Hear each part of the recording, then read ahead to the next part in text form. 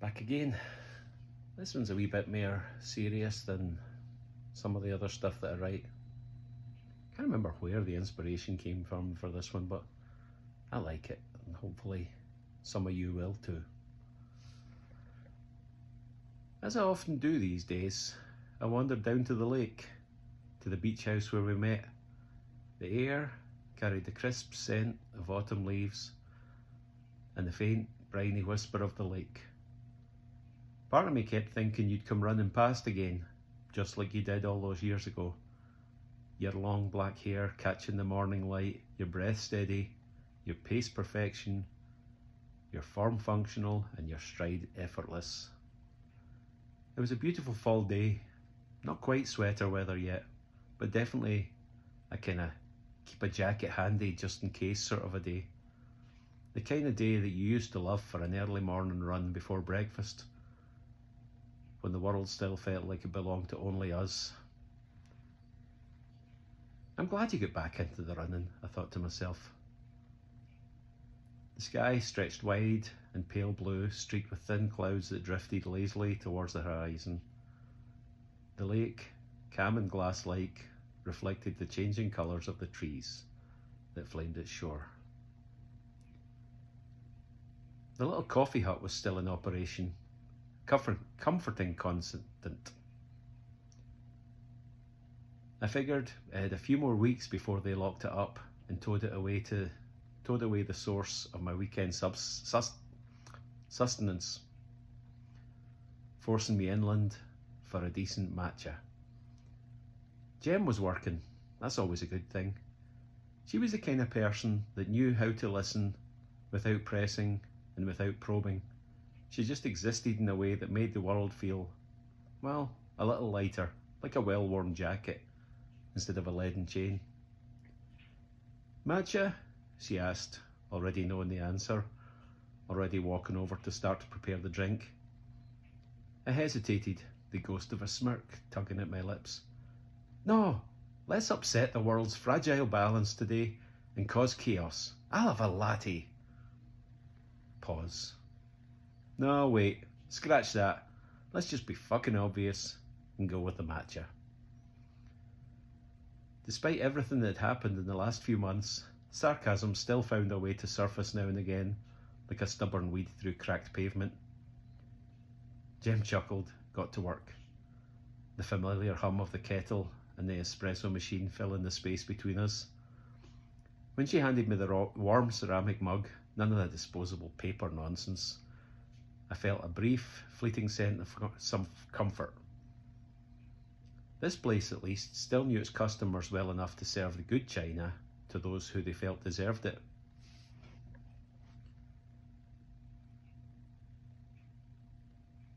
Somewhere near the boarded up boathouse, the first tentative breaths of a trumpet floated through the crisp air.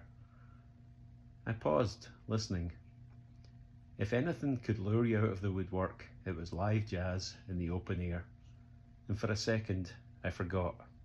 Again.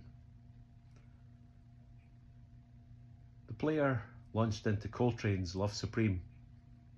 Drawn by the sound, I wandered over, keeping a respectful distance.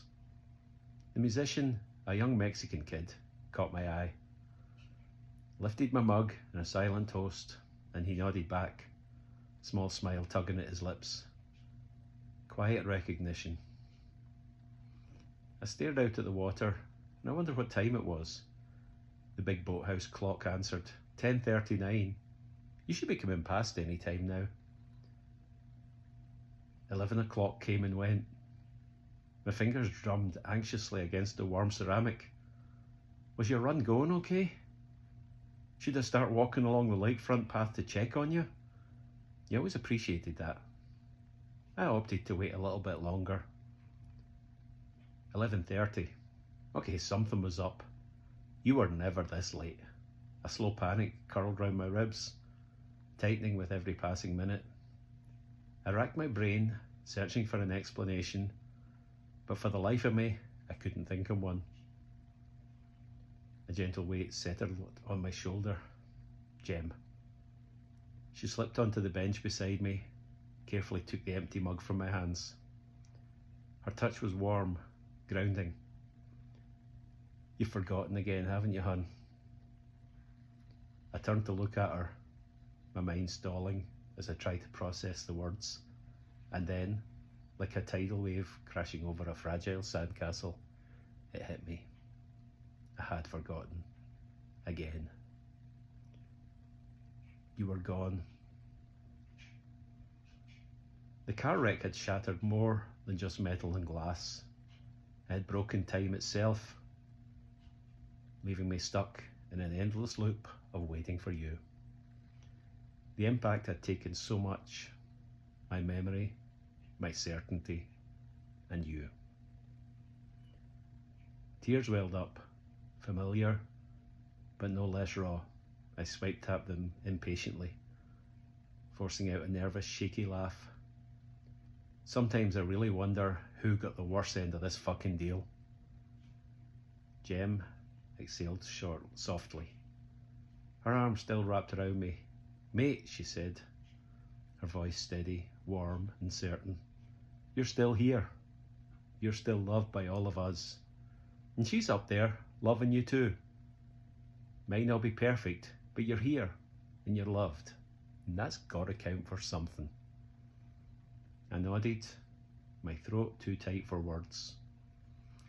Standing, dug into my pocket, pulled out a crumpled $20 bill, dropping it into the trumpet player's case as I passed by. He gave me another nod, this time filled with something that felt a lot like understanding. The walk home was slow. Leaves tumbled from the trees, their fiery reds and oranges stark against the dull pavement. My hands were cold now, but I didn't mind. Despite everything, life was still a love supreme. I whispered the thought to no one.